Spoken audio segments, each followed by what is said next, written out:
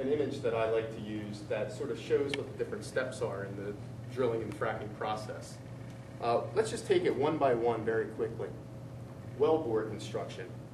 You're all very familiar with this, I'm sure. This is the piece where you actually do the drilling, you do the well casing, you put in the metal string, put the cement around it to make sure that there's no intrusion when you inject slick water into the groundwater table. Water procurement.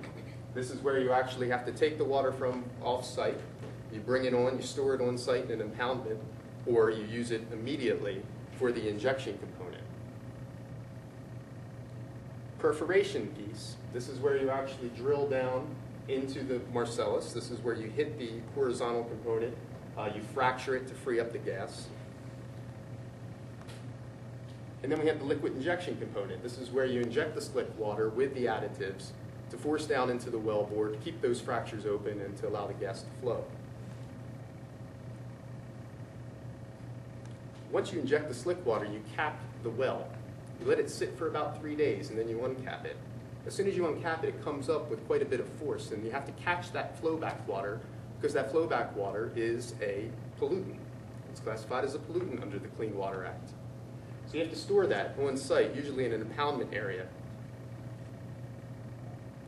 You then have to do liquid waste disposal. You either do on-site recycling, well, there are many different options, again, we'll get into this, but this is a key component from the surface water quality perspective.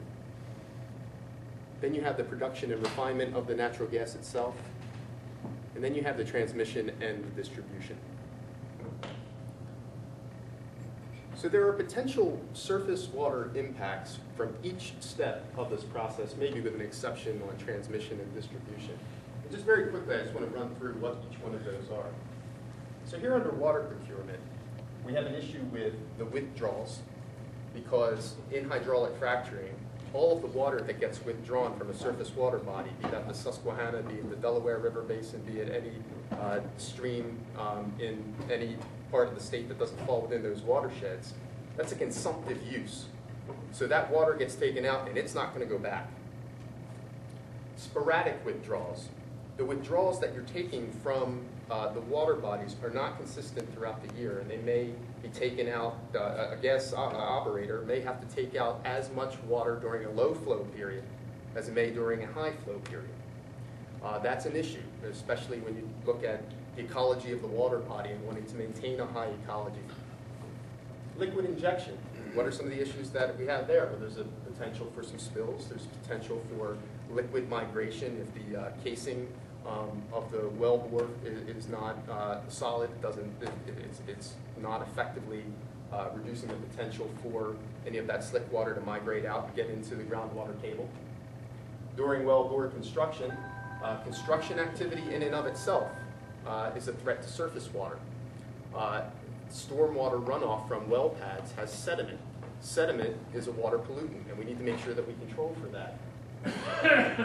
Liquid collection. When the water comes back out, we need to make sure that the impoundment has enough integrity to store it adequately. We need to make sure that there's no leakage that happens. We need to make sure that there are protections done on site to prevent any type of water from getting into the surface water again. Liquid waste disposal, probably one of the biggest ones. This is where we need to make sure that the treatment plant has adequate technology in place to remove the pollutants that are in that flowback water. Production and refinement. After the initial amount of flowback water comes back out of the well, water continues to come back out of that well throughout the whole processing life, which can last 5 to 10 years. That water gets collected on site, and it also needs to be treated. And then during the perforation phase, very, very, very, very small possibility that this could happen, yet theoretically, there could be some liquid migration that could come out of the perforations and make itself to the surface. But again, very little potential for that.